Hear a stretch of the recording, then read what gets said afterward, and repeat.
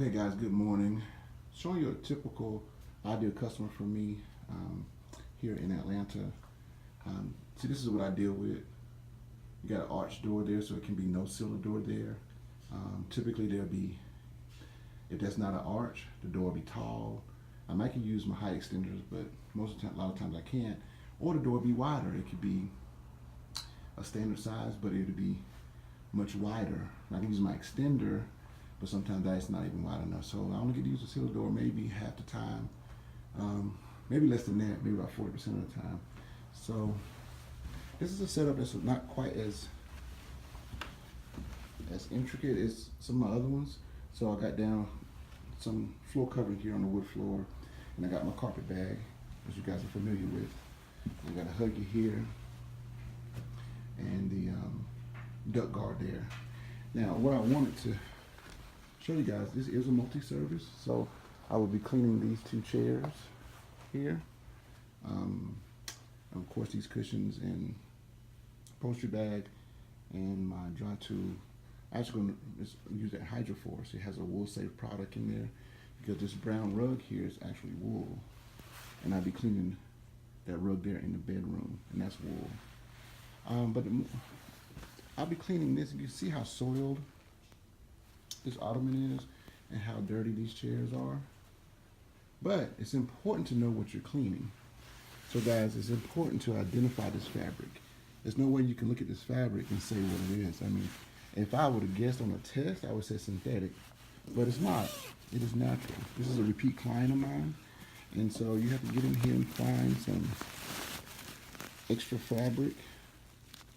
There's some there. It's not much, but all you need is a little small piece, and to identify it.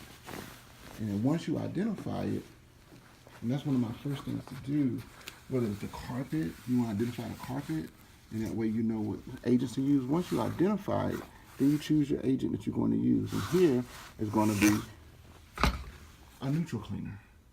Got a little citrus solvent in there, just for the body oils, but then I know exactly what agent I'm going to use, and I'm comfortable with that, and I roll with it. Same thing here. This is a wool carpet, and I will have a wool safe product in my Hydro Force, which I will be using. Now I'm going to do the upholstery first. I'm not doing any stairs. Of course, these are wool as well. Very nice carpet. And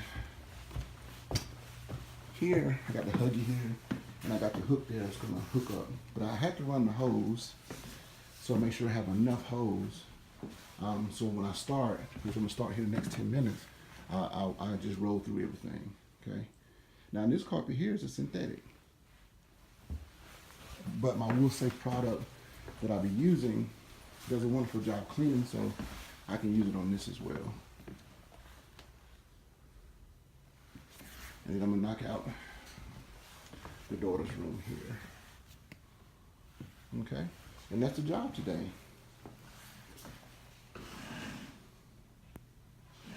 So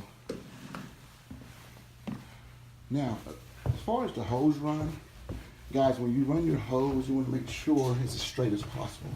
That helps increase your airflow. So I'm not real happy with the hose run outside, because I had to kind of run it in an S because of right there.